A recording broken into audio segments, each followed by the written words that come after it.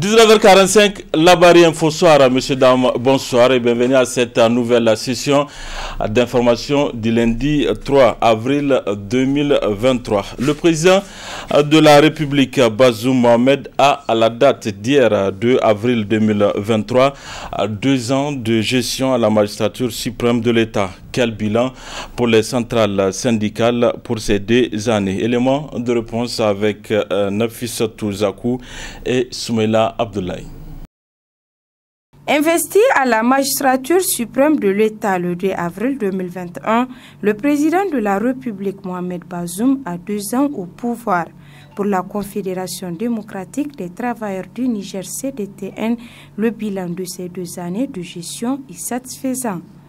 De son arrivée au pouvoir à aujourd'hui, si mes souvenirs sont fidèles, les centrales syndicales ont été reçues à 3 reprises, ce qui témoigne de son attachement au dialogue social.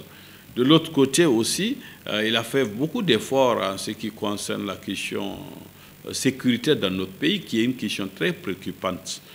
Et il a eu le courage d'aller même au front, si je peux l'appeler ainsi, c'est-à-dire aller dans les zones de sécurité. En janvier 2023, c'est son impulsion qui a permis à ce que nous puissions aboutir à un protocole d'accord entre le gouvernement et notre confédération. Je prends la question de l'harmonisation du régime indemnitaire.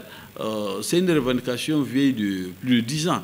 Mais lui, il a dit non, il faudrait que le gouvernement examine ça avec les organisations syndicales pour voir quelle suite à donner. La suppression même de la contractualisation, voyez-vous, à l'époque, on avait demandé à beaucoup de gouvernements d'arrêter de recruter des contractuels, mais ils n'ont pas pu, n'ont pas accepté. Mais lui, il a accepté d'arrêter le recrutement. Et maintenant, c'est la gestion de ceux qui sont en fonction ou des contractuels en exercice, c'est la gestion ou le recrutement qui est posé sur la table. Et même ça aussi, aussi bien au niveau de l'éducation qu'au niveau de la santé qu'en dans les autres secteurs, les choses vont certainement bouger tant que le chronogramme de travail établi est respecté. Cependant, la CNT, la Confédération nigérienne du travail, affirme qu'il n'y a pas eu de résultats concrets. Sur les 2 ans de gestion du président Bazoum, il nous a habitués à beaucoup plus de discours, n'est-ce pas, que de pratiques sur le terrain. Je prends peut-être 2 ou 3 axes sur lesquels je vais m'appesantir. Je prends le premier qui concerne le secteur de l'éducation. Vous savez que lorsqu'il prêtait serment en 2021, il disait que l'éducation c'est sa priorité et que c'est lui-même qui va prendre le dossier éducation en main pour pouvoir gérer ça. Mais quand vous prenez 2 ans après, qu'est-ce qui a changé dans le secteur de l'éducation? Rien que des discours, rien que des réformes qui n'ont pas abouti à la date d'aujourd'hui.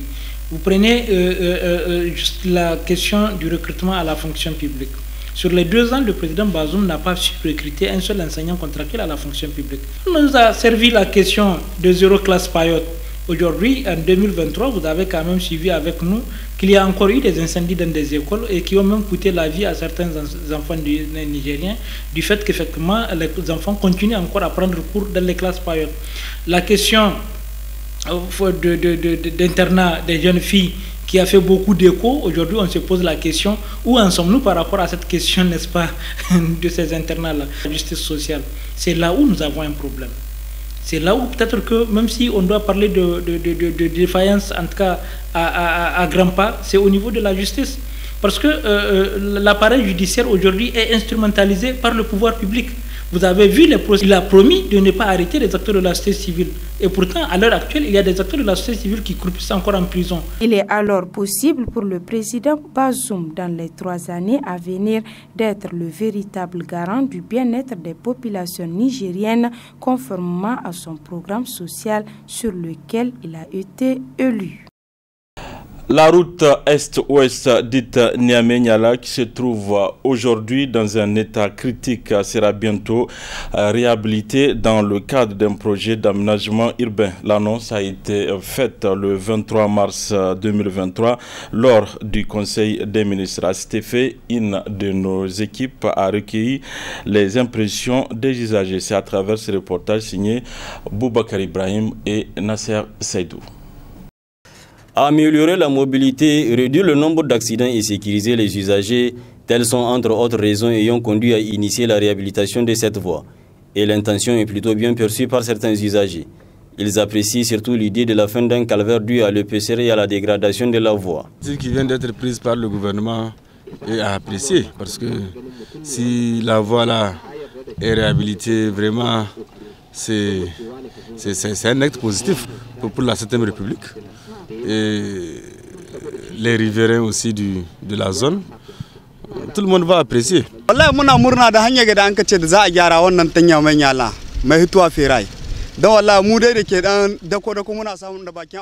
La réhabilitation de cette voie est une bonne initiative et nous la saluons.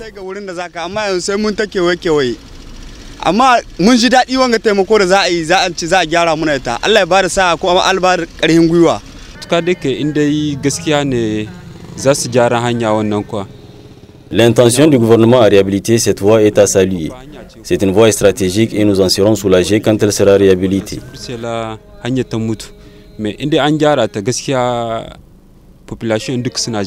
D'autres usagers demeurent quand même sceptiques et invitent à joindre l'acte à la parole.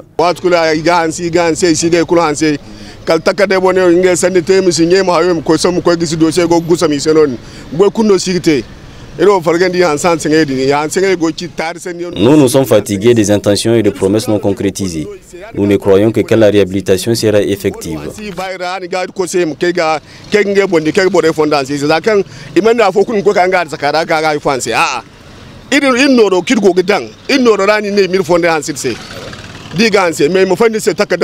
Partant de la cité Kess à l'intersection de la cité Sounissi, cette voie dénommée aussi Est-Ouest traverse plusieurs quartiers des arrondissements 1, 2 et 3.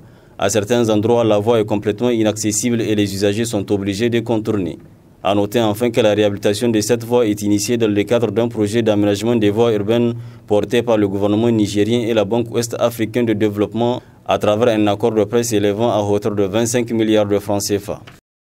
Cette période est un moment où il est recommandé aux musulmans de multiplier des bonnes œuvres comme l'aumône pour bénéficier de la bénédiction de Dieu. Mais il y a une façon de faire cette aumône. Vous l'avez compris, c'est notre rubrique Ramadan, c'est avec Oustaz Halidou Yahya. Oui, Allah subhanahu wa ta'ala a parlé de ceux qui donnent ouvertement ou en cachette. Le plus important en donnant, c'est de respecter un des piliers des jeûnes, le tout premier, un des deux piliers, c'est-à-dire l'intention. Il faut purifier son intention. Quand on donne, même si c'est télévisé, il faut qu'on le fasse dans l'esprit de plaire à Allah subhanahu wa ta'ala, de le faire à cause d'Allah subhanahu wa ta'ala, pas pour se faire voir, pas pour qu'on apprécie.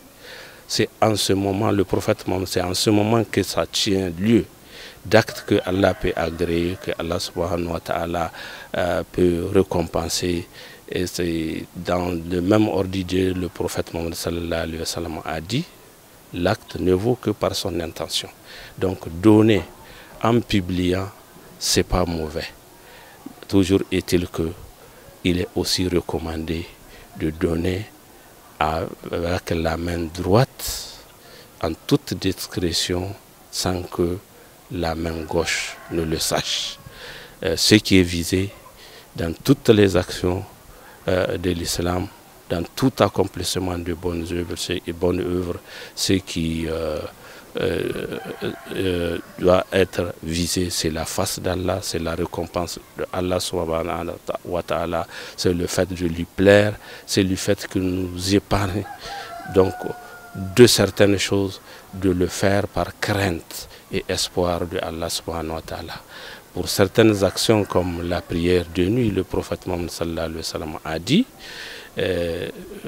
celui qui prie la prière de nuit avec crainte et espoir de récompense de Allah subhanahu wa ta'ala, Allah subhanahu wa ta'ala va lui pardonner ses péchés. C'est une preuve déjà qu'une bonne œuvre doit être précédée d'une bonne intention, viser l'adoration de Allah subhanahu wa ta'ala exclusivement à travers Célébration hier 2 avril 2023 du dimanche des Ramos pour la communauté catholique de la paroisse Saint-Gabriel de Garbado, une activité religieuse qui a trait au sacrifice de Jésus-Christ et l'accueil que lui ont réservé les fidèles de Jérusalem à son entrée dans la ville sainte. Le résumé avec Adamou Soumana.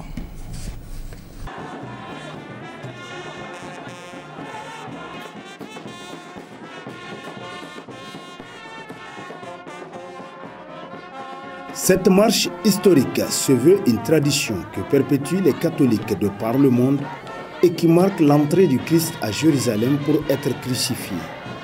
Un événement commémoré durant la Semaine Sainte dont les leaders des paroisses nous donnent la signification.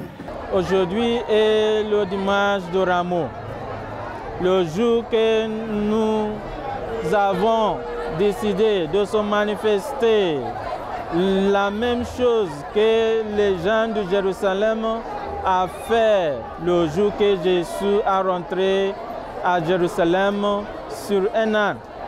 Et les gens ont apporté les rameaux et aussi mis leur pain sur la route pour Jésus pour qu'il passe. Aujourd'hui, c'est un grand jour pour nous, la fête des rameaux. Jésus qui entre à Jérusalem, il a été acclamé par la foule. Donc, cette fête nous ouvre vraiment la semaine sainte. La semaine sainte, ça veut dire c'est la semaine où Jésus va mourir et ressusciter nous.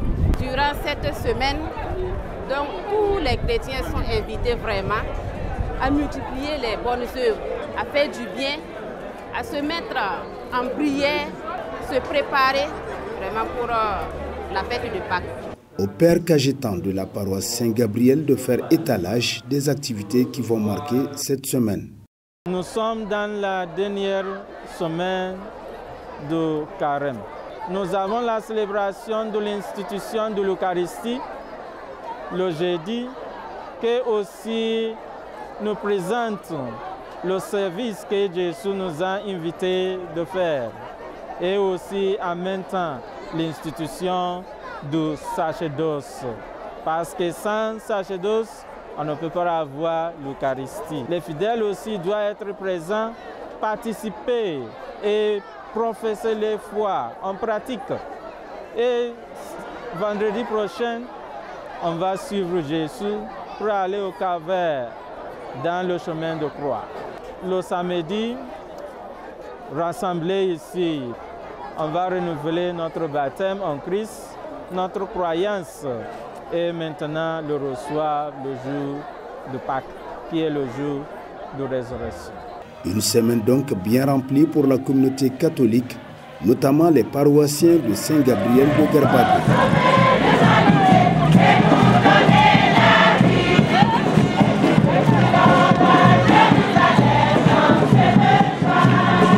Voilà, monsieur Dama, c'est tout pour ce 19h45 de la télévision Labari. Merci à vous de l'avoir suivi. Au revoir.